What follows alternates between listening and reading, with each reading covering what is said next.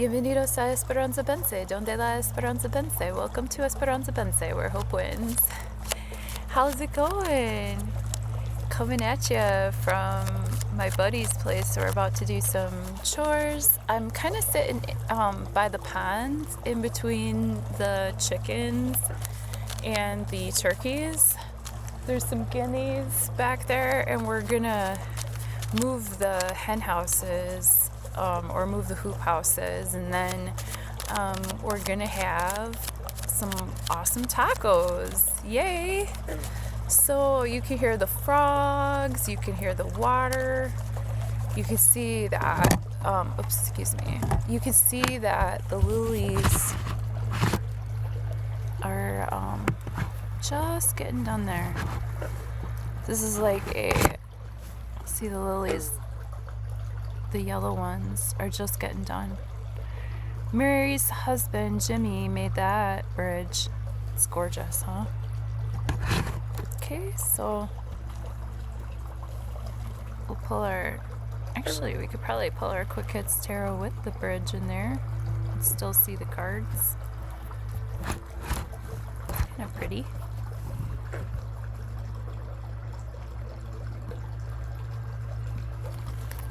There you go. All right. Well, thanks for fine-tuning your free will and intuition with me on this Venus day, 22nd of May, 2026.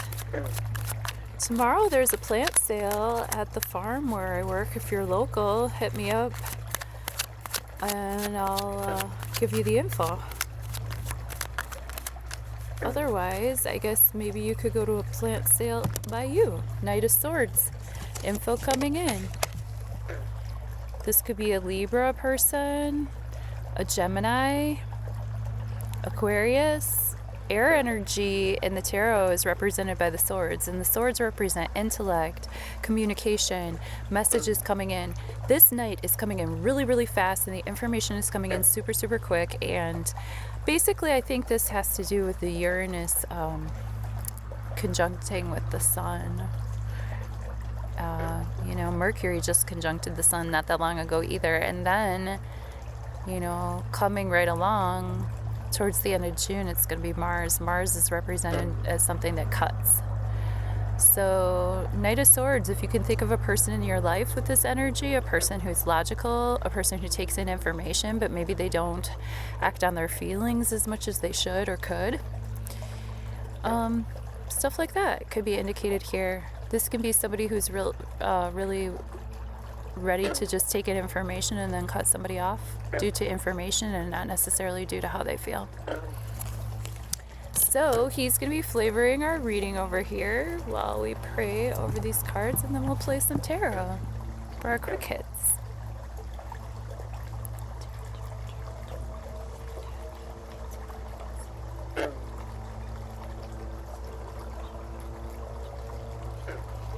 Thank you. Near past. Oops, I guess I gotta put it up here. Near past, present tense, near future. And stay tuned to the end of the video because if you haven't been here before, thanks for being here. Why don't you go ahead and like, share, subscribe if you haven't already. I'd really appreciate that. It helps other people who might be interested to know that we're here and that we fine-tune our free will and intuition every day. And then we talk about it in the comments and see we compare notes, basically. I think you already saw we're playing with the Morgan Greer tarot today. This is my favorite. Near past, the Magician, present tense, strength, and near future, the flow reversed. Well, that's kind of interesting because both of these cards, in the traditional Rider-Waite, which you can check, I'll leave a playlist so that you can find those videos, but in the traditional Rider-Waite, the Strength card also has the infinity symbol above her head. Not in this deck, but in most decks. So it has that 8 energy coming through. In the near past, the Magician is definitely a card of manifestation. This is masculine energy. This is the first embodiment of spirit as a human being a conduit between the power of spirit and the power of earth and making things manifest. This person has all the tools available to them that they could possibly want. They have emotional gifts, they have intellectual gifts, they have monetary gifts, and they have health gifts, right?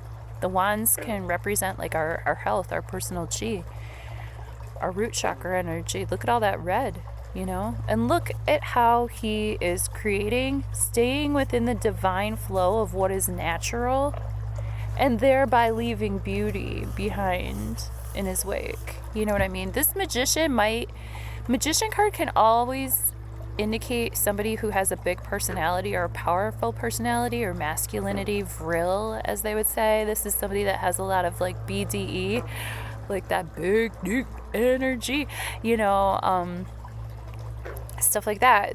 This can be anybody, male or female, who could embody that energy for a minute and make things happen here on earth. But the reason why it happens for them, just like the reason why it happens for her, is because she's staying within the divine flow. She's not trying to force things to happen. She's strong because she's gentle, and she's strong because she's beautiful. And because of that, the will of the lion, you know, the Leo energy wants to open itself up to her. She's taming the beast, essentially, right? So, you know, she doesn't need to do that by forcing its jaws open. You know, she gently strokes it and calms the beast, and the beast feels comforted in her presence, and so thereby she has the actual strength in the situation. And with the Fool reversed, well, don't walk off that cliff, y'all. If you're gonna take any new start energy, just give it a beat, give it a moment. Like if you feel impetuous at that 0 degree, you know, like the sun just crossed over 0 degrees into Gemini, and, you know, people might really feel like firing off like a very wordy message or email or text, or there just might be a lot of extra communications, new start energy, wanting to just shift everything and turn everything upside down. Just take a beat, take a moment. Okay, because with the Fool reverse, sometimes that means that like either new starts that we've already initiated need a rethink, or we might be just like going into things a little bit too impetuous, a little bit too quickly, without using our Knight of Swords information to think things through. But Knight of Swords is quick energy too. I think this is a really good reading, honestly. 3 major arcana cards.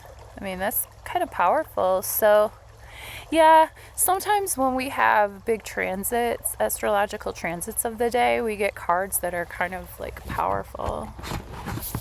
So yeah, that's what I have for us. Love you. We'll talk about the astrology then. Okay. Happy weekend. So we can all see the big astrological news of the day today, right? To the left of the chart, above the horizon, right around the Gemini symbol, you can see the sun conjunct Uranus, conjunct Sedna, bringing surprising revelations to places where we have betrayed ourselves or allowed ourselves to be betrayed without even realizing it. However, Abundantia is conjunct Mercury, and again, there could be some surprising revelations right around the sunrise in the United States Central Standard Time, sort of leading us to being able to clarify and being able to actually verbalize the ways in which we will accept wealth and abundance and donations. Hit the links below. You see that Gaia is still conjunct the North Node, Lucifer is still conjunct the South Node. To hear more about that, check yesterday's Quick Hits Tarot reading, the astrology part. And Ceres has moved away from Algol here, so she's starting to come more towards the sun, more towards the light, more towards unique ways of figuring situations out. I would like to point out that phallus is still in play, with Saturn leading like our elders to just do dumb shit on purpose, even though they know it's going to lead themselves to their deaths. Like, there are kind of people out there that are talking about being on the Smith and Wesson plan and some crazy shit. So just be aware of that. let's see, we got, that's all I think I wanted. Oh, Neptune and Vesta are squaring off with Venus. So, things that we hold dear, things that we hold ideal might be in real opposition to like what we can actually do in real terms as far as our home life is concerned, as far as our immediate environment is concerned. Like we might have some real ideals, we might want to really like keep our light lit, but our actual home environment might not allow for that. Venus is obviously still dancing with Mars, but that dance is becoming a little bit out of lockstep, Mars being at 2 degrees and Venus being at 4. Okay, happy weekend. I think that's all I got for us for now. Love you, bye.